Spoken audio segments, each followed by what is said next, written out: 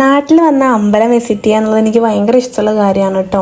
അപ്പോൾ നമ്മളെ വീടിനടുത്തായിട്ട് നമുക്ക് പോയി വരാൻ ദൂരത്തിലുള്ള കുറേ അമ്പലങ്ങളൊക്കെ ഉണ്ട്. അപ്പോൾ ഇന്ന് ഞങ്ങൾ വന്നിട്ടുള്ളത് കണ്ണയങ്കാവ് അമ്പലത്തേക്കാണ്. ഇവിടെ വന്നിട്ടുണ്ടെങ്കിൽ നമ്മൾ പോകേണ്ട വേറെ 2 അമ്പലമുണ്ട്. മേലേക്കാവും കീഴേക്കാവും ഒക്കെ ഒരേ മണ്ണിലുള്ള അമ്പലങ്ങളാട്ടോ. അപ്പോൾ മേലേക്കാവും കീഴേക്കാവും കണ്ണയങ്കാവിൽ നമ്മൾ 3 അമ്പലത്തിൽ നമ്മൾ വിസിറ്റ് ചെയ്യണം. അപ്പോൾ നമുക്ക് ഓരോ വീഡിയോസായിട്ട് കാണാം കേട്ടോ. ഇത് മേലേക്കാവ് അമ്പലമാണ്. ഈ മേലേക്കാവും കീഴേക്കാവും കാടിൻ്റെ ഉള്ളിലുള്ള ഒരു അമ്പലമാണ് കേട്ടോ. നമുക്ക് ഈ വീഡിയോ കണ്ട് മനസ്സിലാവും.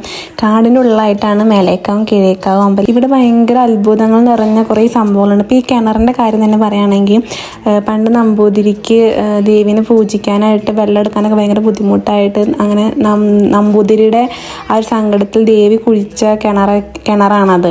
അങ്ങനത്തെ കുറേ അത്ഭുതങ്ങൾ നിറഞ്ഞ സംഭവങ്ങളൊക്കെ ഇവിടെ ഉണ്ടായിട്ടുണ്ട് കേട്ടോ. ഭയങ്കര ഐതിഹ്യമൊക്കെ ആയിരുന്നു അത്. അതേപോലെ ഇപ്പോൾ ഈ ശങ്കരാചാര്യയുടെ ഈ ഒരു മണ്ഡലം എന്ന് പറയുന്നത്, ഈ ശങ്കരാചാര്യ ഇവിടെ വന്നിട്ട് തപസ് ചെയ്ത സ്ഥലമാണ് ഈ സ്ഥലം എന്ന് പറയുന്നത്. അങ്ങനെ പല എന്താ പറയുക അത്ഭുതങ്ങളും ഐതിഹ്യങ്ങളും ഉള്ള ഒരു അമ്പലമാണ് ഈ മേലേക്കാവ് എന്ന് പറയുന്നത് കേട്ടോ. ഇതാണ് കീഴേക്കാവിക്ക് പോണ വഴി കേട്ടോ. നമ്മുടെ മേലേക്കാവിൻ്റെ ഉള്ളിൽ കൂടെ തന്നെയാണ് നമ്മൾ കീഴേക്കാവിക്ക് ഇറങ്ങുക. ഇതാണ് കീഴേക്കാവ് കേട്ടോ. ഇവിടുത്തെ മുഖ്യ പ്രതിഷ്ഠ എന്ന് പറയുന്നത് ഭഗവതിയാണ് കേട്ടോ. ഞങ്ങൾ ഇടയ്ക്കിടയ്ക്ക് വരാറുള്ള അമ്പലമാണ് ഈ 3 അമ്പലം. ഞങ്ങൾക്ക് ഇവിടെ വന്നു കഴിഞ്ഞിട്ടുണ്ടെങ്കിൽ എപ്പോഴും ഒരു പോസിറ്റീവ് എനർജി എപ്പോഴും തോന്നാറുണ്ട് കേട്ടോ. അപ്പോൾ അത്രേ ഉള്ളൂ ഗൈസ്. ബൈ.